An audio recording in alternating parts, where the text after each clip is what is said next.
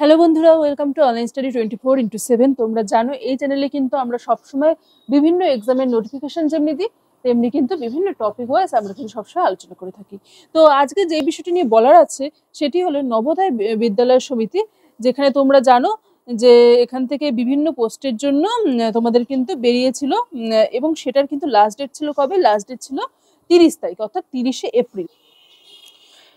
তো সেটা নিয়ে আলোচনা করছি, কারণ এই কিন্তু ডেটটা কিন্তু এক্সটেন্ড করা হয়েছে, অর্থাৎ এখনো তোমরা কিন্তু এটার জন্য অ্যাপ্লাই করতে পারবে। যারা যারা ভেবে রেখেছিলে যে অ্যাপ্লাই করতে পারবে না, যারা যারা জানতে যে 30শে এপ্রিল ছিল লাস্ট ডেট, তো তাদের জন্য বলে দিই লাস্ট ডেট কিন্তু এক্সটেন্ড করা হয়েছে, এবং এক্সটেন্ড করা হয়েছে কত তারিখ অবধি? এক্সটেন্ড করা হয়েছে 14 মে অবধি, অর্থাৎ এখনো কিন্তু তোমরা সবাই অ্যাপ্লাই করতে পারবে। এবার কি কি বিষয়ে এখানে পোস্ট বেরিয়েছিল সেটা দেখে নাও। Female staff nurse, assistant section officer, audit assistant, junior translation officer, legal assistant, stenographer, computer operator, catering supervisor, junior secretariat assistant, junior secretariat assistant JNB cadre, এবং electrician cum plumber, lab attendant, mess helper এবং multitasking staff. ঠিক আছে, এবং এটা কিন্তু direct recruitment, অর্থাৎ এটা হচ্ছে নন টিচিং পোস্ট, তোমরা পোস্টগুলো দেখেই বুঝতে পারছো, এবং এটা কিন্তু ডাইরেক্ট রিক্রুটমেন্ট। ঠিক আছে, তো এক্ষেত্রে কিন্তু তোমাদের বলে দিলাম যে লাস্ট ডেট কিন্তু এক্ষেত্রে তোমাদের হচ্ছে কি 14 তারিখ অবধি আছে, তো তোমরা সবাই অ্যাপ্লাই করতে পারো। এবার কি কি এডুকেশনাল কোয়ালিফিকেশন বা এজ লিমিট কি আছে সেটাও তোমরা দেখে নাও, চলো দেখে নিই। আর একটা কথা এখানে বলা দরকার, তোমরা এখানে অনেকে মনে করতে পারো যে কেন এতদিন পরে বলছি, তার কারণ কিন্তু এই যে পোর্টালটা এটা কিন্তু আবার কিন্তু রিওপেন হয়েছেই কিন্তু 7 তারিখ থেকে। ঠিক আছে, তো 7 তারিখ থেকে 14 তারিখে কিন্তু তোমাদের খোলা থাকবে, যেহেতু টেকনিক্যাল ইস্যুর জন্য অনেকেই অ্যাপ্লাই করতে পারেনি, তাই এই সিদ্ধান্ত কিন্তু এনভিএস নিয়েছে। তাহলে এবার তোমরা দেখে নাও যে প্রত্যেকটি পোস্টের জন্য কি এলিজিবিলিটি ক্রাইটেরিয়া আছে। তো প্রথমে দেখে নাও ফিমেল স্টাফ নার্সের জন্য, এক্ষেত্রে কিন্তু পে স্কেল তোমরা দেখতেই পাচ্ছ, ভীষণ ভালো পে স্কেল, 44,900 থেকে 1,42,000 অব্দি। আর এক্ষেত্রে কিন্তু যাদের এজ 35 ইয়ার্স তারা অবধি কিন্তু এখানে অ্যাপ্লাই করতে পারবে। যেগুলো হচ্ছে qualification BSc nursing from recognized university or regular course in BSc nursing from recognized university or post basic BSc nursing from a recognized university। ঠিক আছে, তো রেজিস্টার্স নার্স এক্ষেত্রে কিন্তু হতেই হবে। আর অবশ্যই এক্ষেত্রে কিন্তু বলছে যে 2.5 years experience in minimum 50 bedded hospital after acquiring the registration.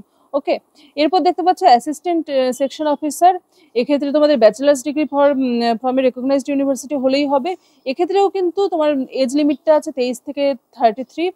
Audit assistant, এক্ষেত্রে কিন্তু সেম জিনিস তোমাদের কিন্তু এক্ষেত্রে কোয়ালিফিকেশন হচ্ছে BCom from a recognised university এবং 3 ইয়ার্স এক্সপিরিয়েন্স থাকতে হবে। ঠিক আছে, এক্ষেত্রেও দেখতে পাচ্ছ পে লেভেল 6 কিন্তু আছে। এরপর জুনিয়র ট্রান্সলেটর, এক্ষেত্রেও কিন্তু তোমাদের পে লেভেল 6 এবং আপার এজ লিমিট কিন্তু 32 ইয়ার্স। এক্ষেত্রে দেখতেই পাচ্ছ কি কি তোমাদের আছে, masters degree from in Hindi with English as compulsory subject, প্রত্যেকটাই কিন্তু তোমরা দেখে নাও এক্ষেত্রে কি আছে। এরপর কি আছে চলো দেখে নিই। এরপর লিগাল অ্যাসিস্ট্যান্টের ক্ষেত্রেও পে লেভেল 6 এবং এক্ষেত্রেও এজটা 23 থেকে 35 ইয়ার্স।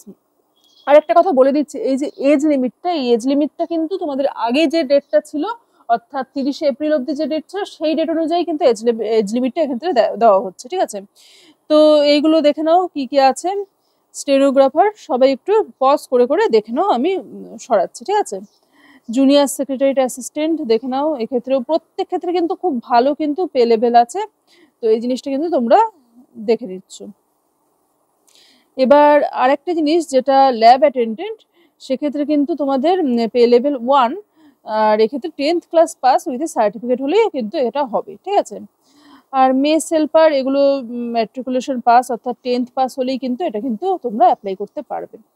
ওকে, তাহলে এই ছিল আজকের এই কি কি পোস্ট আছে এবং কি তার কোয়ালিফিকেশন লাগবে। এবং তোমরা সবাই জানো যে প্রত্যেক ক্ষেত্রে কিন্তু এজ রিল্যাক্সেশন আছে, শিডিউল কাস্ট এবং শিডিউল ট্রাইবদের জন্য 5 ইয়ার্সের, ওবিসিদের জন্য 3 ইয়ার্সের, এবং এই যে তোমাদের যারা গভর্নমেন্ট মানে গভর্নমেন্ট যারা জব করো তাদের জন্য কিন্তু 5 ইয়ার্সের একটা তোমাদের আছে এজ রিল্যাক্সেশন। তো এইভাবে তোমরা কিন্তু এনভিএস এর যে তোমাদের অফিসিয়াল ওয়েবসাইট সেখানে চলে যাবে, সেখানে গিয়ে অ্যাপ্লাইয়ে গিয়ে অ্যাপ্লাই কিন্তু করে নিও তোমরা। তার কারণ কিন্তু ডেট কিন্তু এক্সটেন্ড হয়েছে 14th মে অবধি। যারা যারা অ্যাপ্লাই করতে ইচ্ছুক অবশ্যই অ্যাপ্লাই করে নিও। তো চলো দেখা হচ্ছে পরে অন্য কোনো ভিডিওতে। আজকের মতো এটুকুই, ততক্ষণের জন্য কিন্তু বাই।